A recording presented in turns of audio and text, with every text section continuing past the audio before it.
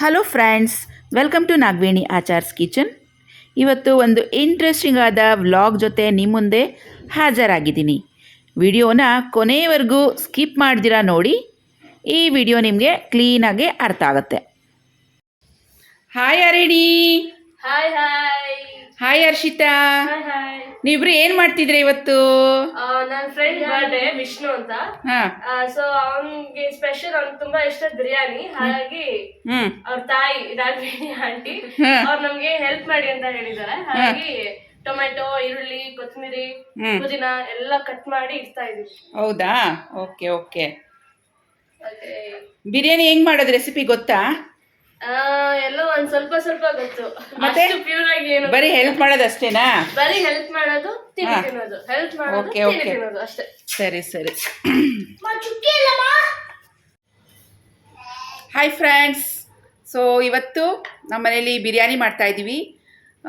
ಒಂದು ಅಂದಾಜು 15ರಿಂದ 20 ಮೆಂಬರ್ಸ್ ಅಂತ ಅಂದ್ಕೊಳ್ಳೋಣ. ಸೊ ನನಗಿವತ್ತು ಹೆಲ್ಪ್ ಮಾಡೋದಕ್ಕೆ ಹರ್ಷಿತಾ, ಹರಿಣಿ ಬಂದಿದ್ದಾರೆ. ಇಲ್ಲಿ ಹರಿಣಿ. Hi hi. ಹಾಯ್. ಹೆಸರು? ನನ್ನ ಹೆಸರು Harini, Harshita. Okay. Hi friends. Okay, ಇವತ್ತು ಏನು ಅಡುಗೆ ಮಾಡ್ತಾ ಇದ್ದೀರಾ?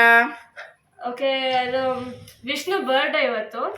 ಸೊ ಅವನಿಗೆ ಇಷ್ಟವಾಗಿರೋದು ಬಿರಿಯಾನಿ ಮಾಡ್ತಾ ಇದ್ವಿ. ಅದು ನಾವು ಮಾಡ್ತಾ ಇಲ್ಲ, ಆಂಟಿ ಮಾಡ್ತಿರೋದು. ನಾವು ಸುಮ್ಮನೆ ಹೆಲ್ಪ್ ಮಾಡ್ತೀವಿ. ಆಂಟಿ ಅಂದ್ರೆ ಯಾವ ಆಂಟಿ? ನಿಮ್ಮ ಆಂಟಿ? ನಾಗವೇಣಿ ಆಂಟಿ. ಓಕೆ ಸರಿ ಸರಿ. ಏನೇನು ಹೆಲ್ಪ್ ಮಾಡಿದ್ದೀರಾ ಇದುವರೆಗೂ? ಈಗ ಸದ್ಯಕ್ಕೆ ಈರುಳ್ಳಿ, ಟೊಮೆಟೊ, ಪುದೀನ ಮತ್ತೆ ಕೊತ್ತಂಬರಿ ಇದನ್ನೆಲ್ಲ ಕಟ್ ಮಾಡಿ ಅದು ಕ್ಲೀನ್ ಮಾಡಿ ಕಟ್ ಮಾಡಿ ಇಟ್ಟಿದೀವಿ. ಚೆನ್ನಾಗಿ ಕಟ್ ಮಾಡಿದ್ದೀರಾ? ನೋಡೇರಿ ಹತ್ರದಲ್ಲಿ. ಸಾಕಪ್ಪ, ಇಷ್ಟು ಮಾತ್ರ ಕಟ್ ಮಾಡಿಕೊಟ್ರೆ ಸಾಕು ನನಗೆ. ಓಕೆ, ಈಗ ನೆಕ್ಸ್ಟ್ ಟೊಮೆಟೊ ಮಾಡ್ತಿದ್ದೀರಾ? ಹೌದು. ಇದು ನೆಕ್ಸ್ಟ್ ಇದಾದ್ಮೇಲೆ ಓಕೆ, ಇನ್ ಮಿಕ್ಕಿದ್ ಏನು ಅಂತ ನೋಡ್ಬೇಕು. ಓಕೆ ಆಯ್ತು. Okay, all the best. ಚೆನ್ನಾಗಿ ಮಾಡಿ. ಓಕೆ, ಆಮೇಲೆ ಮೀಟ್ ಮಾಡ್ತೀನಿ ನಿಮ್ಮನ್ನ. ಬಾಯ್ ಬಾಯ್. ಇವತ್ತು ನಮ್ಮ ದೊಡ್ಡ ಮಗ ವಿಷ್ಣು ವೈಭವ್ ಬರ್ತಡೇ. ಅವನ ಬರ್ತಡೇಗಾಗಿ ಕೆಲವು ಫುಡ್ ಪ್ರಿಪ್ರೇಷನ್ಸ್ ಮಾಡ್ತಾ ಇದ್ದೀವಿ. ಅಡುಗೆ ಮಾಡೋಕ್ಕೆ ಮೊದಲು ಯಾವ್ಯಾವ ಥರ ಪ್ರಿಪೇರ್ ಆಗ್ತಿದ್ದೀವಿ ಅನ್ನೋದನ್ನ ಚಿಕ್ಕದಾಗಿ ಈ ವಿಡಿಯೋದಲ್ಲಿ ನಿಮಗೆ ತೋರಿಸ್ತಾ ಇದ್ದೀನಿ. ಸೊ ಗರಂ ಮಸಾಲ ಪುಡಿ powder ಮಾಡಿದಾಗಿದೆ. Home made garam masala ಮಿಕ್ಸಿಗೆ ಹಾಕಿದ್ದೆ. ಇಲ್ಲಿ ಬೆಳ್ಳುಳ್ಳಿ, ಶುಂಠಿ, ಹಸಿಮೆಣಸಿನ್ಕಾಯಿ ಪೇಸ್ಟನ್ನು ಮಾಡಿಟ್ಟಿದ್ದೀನಿ. ಆಮೇಲೆ ಸ್ವಲ್ಪ ಬೆಳ್ಳುಳ್ಳಿ ಶುಂಠಿ ಪೇಸ್ಟ್ ಸಪ್ರೇಟಾಗಿ ತೆಗೆದಿಟ್ಟಿದ್ದೀನಿ, ಇದು ಫ್ರೈ ಮಾಡೋದಕ್ಕೆ. ನೋಡಿ, ಇದು ಜೀರಾ ರೈಸು. ಜೀರಾ ರೈಸ್ ಎಷ್ಟಿದೆ ಅಂತ ಅಳತೆ ನೋಡ್ತಾ ಇದ್ದೀನಿ. ಸೊ ಜೀರಾ ರೈಸ್ ತೊಗೊಂಡಿದ್ದೀನಿ. ಈ ಗ್ಲಾಸ್ ಅಳತೆ ತೊಗೊಂಡಿದ್ದೀನಿ. ಯಾವಾಗಲೂ ನಾನು ಏನು ಅಡುಗೆ ಮಾಡಿದ್ರು ಈ ಗ್ಲಾಸಲ್ಲಿ ಮೆಜರ್ಮೆಂಟ್ ತೊಗೊತೀನಿ.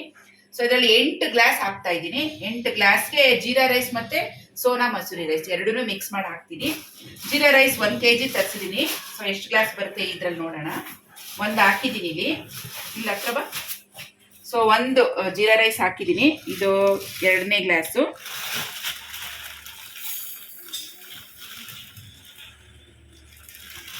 ಇದು 3ನೇ ಗ್ಲಾಸ್.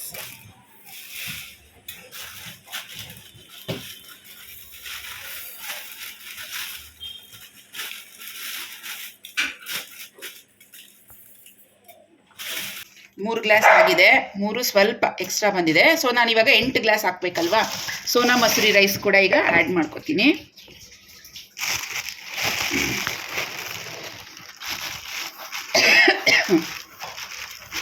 ಸೊ 3 ಆಗಿದೆ. 4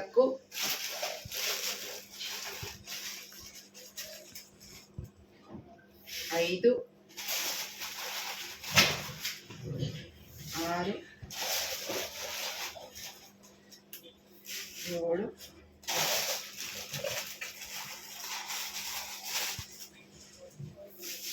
ಸೊ ಇದರಲ್ಲಿ 8 ಗ್ಲಾಸ್ ಹಾಕಿದ್ದೀನಿ.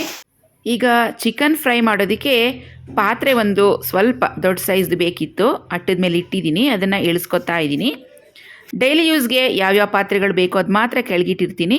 ಬೇಡದಿರೋಂಥ ದೊಡ್ಡದು ಎಕ್ಸ್ಟ್ರಾ ವೆಸಲ್ಸ್ ಏನಿದೆ ಪಾತ್ರೆಗಳು ಅದೆಲ್ಲ ನಾನು ಅಟ್ಟದ ಮೇಲೆ ಇಟ್ಬಿಡ್ತೀನಿ. ಯಾವಾಗಾದ್ರೂ ಈ ಥರ ಫಂಕ್ಷನ್ಸ್ಗೆ ಬೇಕಾದಾಗ ಮಾತ್ರ ಕೆಳಗಡೆ ಇಳಿಸ್ಕೊತೀನಿ ನಾನು. ಸೊ ಈ ಪಾತ್ರೆ ನೀವು ನೋಡಿದ್ದೀರಾ ಅಲ್ವಾ, ನಮ್ಮ ಪ್ರೀತಮ್ ಬರ್ತ್ಡೇ ದಿನ ಇದರಲ್ಲಿ ನಾನು ವೆಜ್ ಬಿರಿಯಾನಿ ಮಾಡಿ ಹಾಕಿದ್ದೀನಿ. ಸೊ ಇದೇ ಸೇಮ್ ಪಾತ್ರೆಯಲ್ಲಿ ಇವತ್ತು ನಾನ್ ವೆಜ್ ಬಿರಿಯಾನಿ ಮಾಡ್ತಾಯಿದ್ದೀನಿ. ನೆನೆಸ್ಬಿಟ್ರೆ ತುಂಬಾನೇ ಮುದ್ದೆ ಥರ ಆಗ್ಬಿಡುತ್ತೆ. ಸೊ ಜಸ್ಟ್ ವಾಶ್ ಮಾಡಿ ಇಟ್ಕೋತೀನಿ. ಈ ಪಾತ್ರೆ ನಾನು ಮಾಗಡಿ ರೋಡಲ್ಲಿ ಇರುವಂಥ ಸ್ಟೀಲ್ ಪಾತ್ರೆ ಅಂಗಡಿಲಿ ತೊಗೊಂಡಿದ್ದು. ಆ ಅಂಗಡಿದು ಅಡ್ರೆಸ್ ಕೂಡ ನಾನು ನಿಮಗೆ ಪ್ರೀವಿಯಸ್ ವಿಡಿಯೋದಲ್ಲಿ ಶೇರ್ ಮಾಡಿದ್ದೀನಿ. ಒಮ್ಮೆ ನೀವು ಡಿಸ್ಕ್ರಿಪ್ಷನ್ ಬಾಕ್ಸಲ್ಲಿ ಲಿಂಕನ್ನು ಚೆಕ್ ಮಾಡ್ಕೋಬೋದು. ನೋಡಿ, ಜಾನ್ವರಿಲಿ ನಮ್ಮ ಪ್ರೀತಮ್ದು ಬರ್ತ್ಡೇ ಆಯಿತು. ಸೊ ಆವಾಗಲೂ ಕೂಡ ನಾನು ವೆಜ್ ಡಿಶಸನ್ನು ಮಾಡಿದ್ದೆ. ಅವತ್ತು ಥರ್ಸ್ಡೇ ಬಿದ್ದಿತ್ತು. ಆವಾಗ ಫುಲ್ ಪ್ರಿಪ್ರೇಷನ್ಸ್ ನಾನು ಒಬ್ಬಳೇ ಮಾಡಿದ್ದೆ. ತುಂಬ ಸಾಕಾಗ್ಬಿಡ್ತು. ಹಾಗಾಗಿ ಹರಿಣಿ ಹರ್ಷಿತಾ ಹತ್ರ ನಾನು ಹೇಳ್ಕೊಳ್ತಾ ಇದ್ದೆ, ಈ ಥರ ಪ್ರಿಪ್ರೇಷನ್ಸ್ ಎಲ್ಲ ಮಾಡಿ ತುಂಬಾ ಸುಸ್ತಾಗ್ಬಿಟ್ಟಿದೆ ಅಂತ. ಅವ್ರು ಹೇಳಿದ್ರು, ಆಂಟಿ ನಮ್ಮನ್ನು ಕರೆಯೋಕ್ಕಾಗಲಿಲ್ವಾ, ನಾವು ನಿಮಗೆ ಹೆಲ್ಪ್ ಮಾಡ್ತಿದ್ವಿ, ನೆಕ್ಸ್ಟ್ ಏನಾದರೂ ಇದ್ದರೆ ನಮ್ಮನ್ನು ಕರೀರಿ, ನಾವು ಹೆಲ್ಪ್ ಮಾಡಿಕೊಡ್ತೀವಿ ಖಂಡಿತವಾಗಿ ಅಂದರು. ಈ ಸತಿ ನಮ್ಮ ದೊಡ್ಡ ಮಗನ ಫ್ರೆಂಡ್ಸ್ ಅಲ್ವಾ ಅವರು, ಬರ್ತಡೇಗೆ ಹೇಗೂ ಬರಬೇಕು, ಸಂಜೆ ಬರೋ ಬದಲು ನಾವು ಸ್ವಲ್ಪ ಬೇಗನೆ ಬರ್ತೀವಿ ಅಂತ ಹೇಳಿ ಬಂದು ಸ್ವಲ್ಪ ಚಾಪಿಂಗ್ ಕೆಲಸ ಎಲ್ಲ ಮಾಡಿ ಕೊಡ್ತಾ ಇದ್ದಾರೆ. ಈಗ ಚಿಕನ್ ಕ್ಲೀನ್ ಮಾಡ್ಕೊತಿದ್ದೀನಿ. ಸುಮಾರು ಇದು 6 kg ಅಷ್ಟಿದೆ. 6 kg ಅಷ್ಟಿದೆ.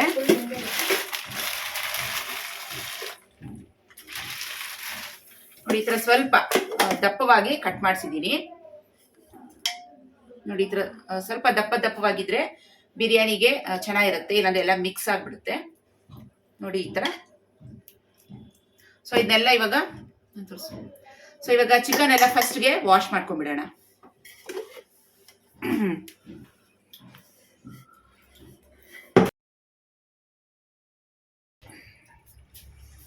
ಕ್ಲೀನ್ ಮಾಡಿದಾಯ್ತು.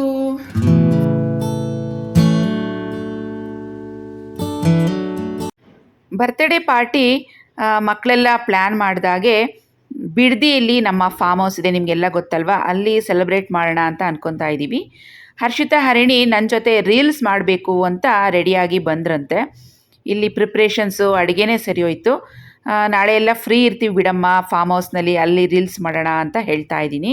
ಅಂದರೆ ಅಡುಗೆ ಎಲ್ಲ ಇಲ್ಲೇ ಪ್ರಿಪೇರ್ ಮಾಡ್ಕೊಂಬಿಡೋಣ, ಹೋಗುವಾಗ ಅದನ್ನು ತೊಗೊಂಡೋಗೋಣ, ಅಲ್ಲಿ ಸೆಲೆಬ್ರೇಟ್ ಮಾಡೋದಕ್ಕೆ ಸರಿ ಹೋಗುತ್ತೆ, ಎಂಜಾಯ್ ಮಾಡೋದಕ್ಕೆ ಟೈಮ್ ಎಲ್ಲ ಸರಿ ಹೋಗುತ್ತೆ ಅಂತೇಳಿ ಪ್ರತಿಯೊಂದನ್ನು ಅಡುಗೆಗಳನ್ನ ಇಲ್ಲೇ ತಯಾರಿ ಮಾಡಿಕೊಂಡು ತೊಗೊಂಡೋಗ್ತಾ ಇದ್ದೀವಿ. ನಾನು ಒಳಗಡೆ ಕಿಚನಲ್ಲಿ ರಸಮ್ ಪ್ರಿಪೇರ್ ಮಾಡ್ತಾ ಇದ್ದೀನಿ. ಸೊ ಚಿಕನ್ ಫ್ರೈ ನೀನು ಮಾಡಮ್ಮ ಹರಿಣಿ, ನಾನು ಇಲ್ಲಿಂದ ಗೈಡ್ ಕೊಡ್ತೀನಿ ಅಂತ ಹೇಳ್ಬಿಟ್ಟು ಅವಳ ಕೈಯಲ್ಲಿ ಮಾಡಿಸ್ತಾ ಇದ್ದೀನಿ. ಅಂದರೆ ಹರ್ಷಿತಾ ವಿಡಿಯೋ ಮಾಡ್ತಾ ಇರೋದು, ಹರಿಣಿ ರೆಸಿಪಿ ಮಾಡ್ತಿರೋದು, ಗೈಡ್ ನಾನು ಕೊಡ್ತಾ ಇದ್ದೀನಿ. ಒಂದೊಂದೇ ಐಟಮ್ಸ್ ಇದಾಕು ಅಂತ ನಾನು ಹೇಳ್ತಾ ಇದ್ದೀನಿ. ಸೊ ಹಾಗಾಗಿ ಪಾಪ ವಿಡಿಯೋ ಕೆಲಸದಲ್ಲೂ ಸಹ ಅವ್ರು ನನಗೆ ಹೆಲ್ಪ್ ಮಾಡಿಬಿಟ್ರು. ರೈಟ್ ಸೈಡಲ್ಲಿ ನಾವು ನೋಡ್ಬೋದಲ್ವಾ, ಬಿರಿಯಾನಿ ಪಾತ್ರೆ ರೆಡಿಯಾಗಿದೆ. ಬಿರಿಯಾನಿ ಅದ್ರ ಮೇಲೆ ದಮ್ ಆಗೋದಕ್ಕೆ ಒಂದು ದಪ್ಪವಾಗಿರೋ ಭಾರವಾಗಿರೋಂಥ ಕಲ್ಲು ಕೂಡ ಇಟ್ಟಿದ್ದೀನಿ. ಬಿರಿಯಾನಿ ಎಲ್ಲ ರೆಡಿ ಆಯಿತು. ಇವಾಗ ಚಿಕನ್ ಫ್ರೈ ಒಂದು ಬಾಕಿ ಇತ್ತು. ಮಿಕ್ಕಿರೋಂಥ ಸಣ್ಣ ಪುಟ್ಟ ಕೆಲಸಗಳೇನಿದೆ ಅಡುಗೆ ಮನೆಯಲ್ಲಿ, ಕ್ಲೀನಿಂಗ್, ಪ್ರತಿಯೊಂದು ನಾನು ಒಳಗಡೆ ಮುಗಿಸ್ಕೊತಾ ಇದ್ದೀನಿ. Madam, liver fry. Okay, good. ಯಾರ್ದು ರೆಸಿಪಿ?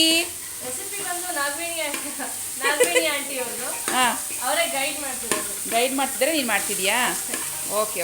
ನಮ್ಮ ಫ್ಯಾಮಿಲಿಯವ್ರಿಗಷ್ಟೇ ಅಲ್ಲ, ನಮ್ಮ ಫ್ರೆಂಡ್ಸ್ಗೆ, ನಮ್ಮ ಮಕ್ಕಳ ಫ್ರೆಂಡ್ಸ್ಗೂ ಸಹ ನಮ್ಮ ಫಾರ್ಮ್ ಹೌಸ್ ಅಂದರೆ ತುಂಬಾ ಇಷ್ಟ. ಆ ಪ್ಲೇಸ್ಗೆ ಹೋಗಬೇಕು ಅಂದರೆ ಪಾಪ ಮಕ್ಕಳು ಅಷ್ಟು ಬೇಗ ರೆಡಿ ಆಗಿಬಿಡ್ತಾರೆ. ಸೊ ಇವರೆಲ್ಲರೂ ಫಾರ್ಮ್ ಹೌಸ್ಗೆ ಬರೋಕ್ಕೆ ಅಂತೇಳಿ ಒಂದು ಜೊತೆ ಬಟ್ಟೆ ಕೂಡ ಬ್ಯಾಗಲ್ಲಿ ಪ್ಯಾಕ್ ಮಾಡಿ ರೆಡಿಯಾಗಿ ಬಂದುಬಿಟ್ಟಿದ್ದಾರೆ. ಬರ್ತ್ಡೇ ಸೆಲೆಬ್ರೇಷನ್ ಜೊತೆಗೆ ಫಾರ್ಮ್ ಹೌಸ್ ಕೂಡ ನೋಡೋಕ್ಕಾಗತ್ತೆ ಅಂತ ಎಷ್ಟು ಖುಷಿಯಿಂದ ಬರ್ತಾರೆ ಇವರೆಲ್ಲ. ನೋಡಿ, ಅಂದರೆ ನಮ್ಮ ಫಾರ್ಮ್ ಹೌಸ್ ಎನ್ವಿರಾನ್ಮೆಂಟ್ ಎಲ್ಲರಿಗೂ ಇಷ್ಟ ಆಗುತ್ತೆ. ನೋಡಿ, ನಮ್ಮ ಹರ್ಷಿತಾ ಅವರು ಈರುಳ್ಳಿಯನ್ನು ಚಾಪರಲ್ಲಿ ಹಾಕಿ ಸಣ್ಣದಾಗಿ ಕಟ್ ಮಾಡ್ತಾ ಇದ್ದಾರೆ. ಅದು ಮೊಸರು ಬಜ್ಜಿ ಮಾಡೋಕ್ಕೆ. ನೋಡಿ ಎಷ್ಟು ಕಷ್ಟಪಟ್ಟು ಚಾಪರ್ನಲ್ಲಿ ಚಾಪ್ ಮಾಡ್ತಾ ಇದ್ದಾರೆ. ಹರ್ಷಿತಾ ಅವರೇ, ಸ್ವಲ್ಪ ಫೇಸ್ ತೋರಿಸಿ. ತುಂಬಾ ಕಷ್ಟವಾದ ಕೆಲಸ ಅಲ್ವಾ ಈರುಳ್ಳಿ ಹೆಚ್ಚೋದು? 1 ನಿಮಿಷಕ್ಕೆ ಆಗೋಯ್ತು ಚಾಪರ್ನಲ್ಲಿ. ಸುಮಾರು ಒಂದು ಅರ್ಧ ಮುಕ್ಕಾಲು kg ಈರುಳ್ಳಿ ಕೊಟ್ಟಿದ್ದೆ, ತಕ್ಕಂತ 1 ನಿಮಿಷದಲ್ಲಿ ಚಾಪ್ ಮಾಡಿಬಿಟ್ಲು ನಮ್ಮ ಹರ್ಷಿತಾ. ಸೊ ಪಿಜನ್ ಚಾಪರ್ ಅದು. ನೋಡಿ, ಈರುಳ್ಳಿ ಚೆನ್ನಾಗಿ ಫ್ರೈ ಆಗಿದೆ. ಹಾಯ್ ಫ್ರೆಂಡ್ಸ್, ನೋಡಿದ್ರಲ್ಲ ಇವತ್ತಿನ ವಿಡಿಯೋದಲ್ಲಿ ರೆಸಿಪೀಸು ಏನೇನು ಅಂತ ಹೇಳಿದ್ರೆ ಎಲ್ಲ ಚಿಕನ್ ರೆಸಿಪೀಸೇ. ಚಿಕನ್ ಬಿರಿಯಾನಿ ಮತ್ತು ಲಿವರ್ ಫ್ರೈ ಮಾಡೋಣ ಅಂತ ಪ್ಲ್ಯಾನ್ ಮಾಡಿದೆ. ಸ್ವಲ್ಪ ಚಿಕನ್ ಕೂಡ ತಂದಿದೆ. ಚಿಕನ್ ಸಪ್ರೇಟಾಗಿ ಕಬಾಬ್ ಅಥವಾ ಫ್ರೈ ಮಾಡೋಣ ಅಂದ್ಕೊಂಡೆ. ಟೈಮು ಶಾರ್ಟೇಜ್ ಇರೋದ್ರಿಂದ ಸೊ ನಾನೇನು ಮಾಡಿದೆ, ಚಿಕನ್ ಮತ್ತು ಲಿವರ್ ಎರಡನ್ನೂ ಮಿಕ್ಸ್ ಮಾಡಿಬಿಟ್ಟು ಒಂದು ಪೆಪ್ಪರ್ ಡ್ರೈ ಥರ ಮಾಡಿದ್ದೆ ವಿತ್ ಚಿಕನ್ ಬಿರಿಯಾನಿ. ಆಮೇಲೆ ಸಿಂಪಲಾಗಿ ಅದಕ್ಕೆ ನಂಚ್ಕೊಳ್ಳೋಕ್ಕೆ ಮೊಸರು ಬಜ್ಜಿ, ಆಮೇಲೆ ಮೊಟ್ಟೆಗಳನ್ನು ಬೇಯಿಸಿದ್ದೆ, ಬಾಯ್ಲ್ಡ್ ಎಗ್ಸ್, ಆಮೇಲೆ ವೈಟ್ ರೈಸ್, ರಸಮ್ ಮಾಡಿದ್ದೆ. ಸೊ ಇದಿಷ್ಟು ಸಿಂಪಲ್ ಅಡುಗೆಗಳು. ಆಮೇಲೆ ಕೇಕ್ ಸೆಲೆಬ್ರೇಷನ್ಸ್ ಫ್ರೆಂಡ್ಸ್ ಅವರೇನೇ ಎಲ್ಲ ವಹಿಸ್ಕೊಂಡಿದ್ರು. ಅವರ ಫ್ರೆಂಡ್ಸನ್ನೇ ಎಲ್ಲ ಮಾತಾಡಿಕೊಂಡು ಅಮ್ಮಾಸ್ ಪೇಸ್ಟ್ರಿ ಅಂತಿದೆ ರಾಜಾಜಿನಗರಲ್ಲಿ, ಅದು ತುಂಬ ಫೇಮಸ್ ಆದ ಪೇಸ್ಟ್ರಿ ಮಾಡುವಂಥ ಬೇಕ್ರಿ ಅಂತ ಹೇಳ್ಬೋದು.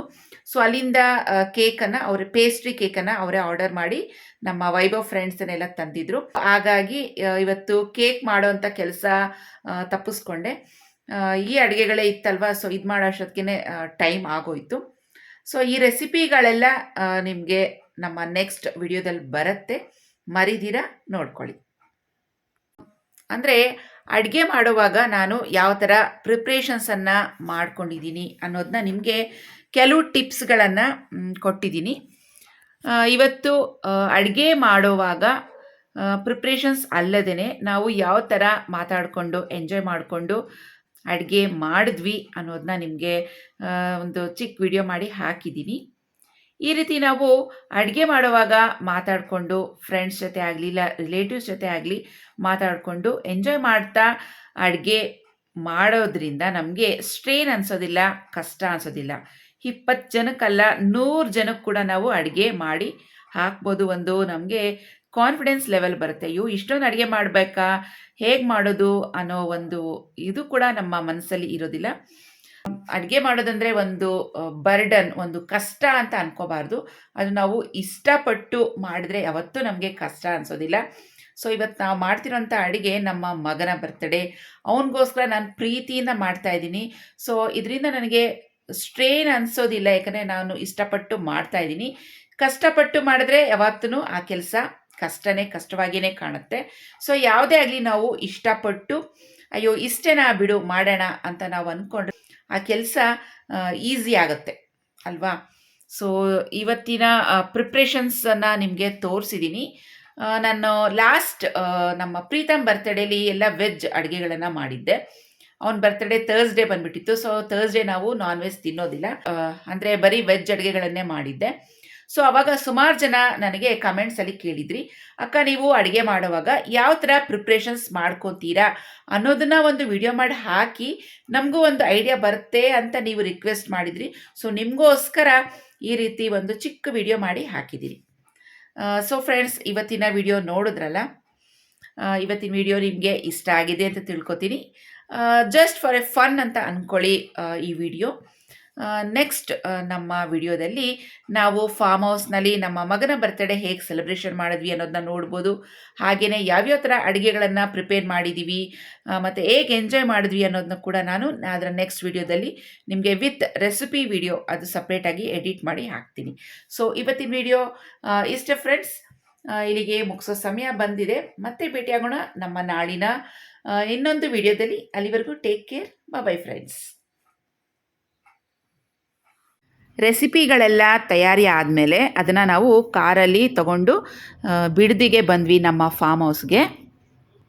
ಮಗನ ಬರ್ತಡೇ ಹೇಗೆ ಸೆಲೆಬ್ರೇಟ್ ಮಾಡಿದ್ವಿ, ಹೇಗೆಲ್ಲ ಎಂಜಾಯ್ ಮಾಡಿದ್ವಿ ಫ್ರೆಂಡ್ಸ್ ಜೊತೆ ಸೇರಿಕೊಂಡು ಅನ್ನೋದನ್ನ ನಾವು ನಮ್ಮ ಮುಂದಿನ ವಿಡಿಯೋದಲ್ಲಿ ನೋಡ್ಬೋದು.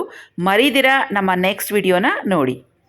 ಮತ್ತೆ ಭೇಟಿಯಾಗೋಣ ನಮ್ಮ ಮುಂದಿನ ವಿಡಿಯೋದಲ್ಲಿ. ಅಲ್ಲಿವರೆಗೂ ಟೇಕ್ ಕೇರ್, ಬೈ ಫ್ರೆಂಡ್ಸ್.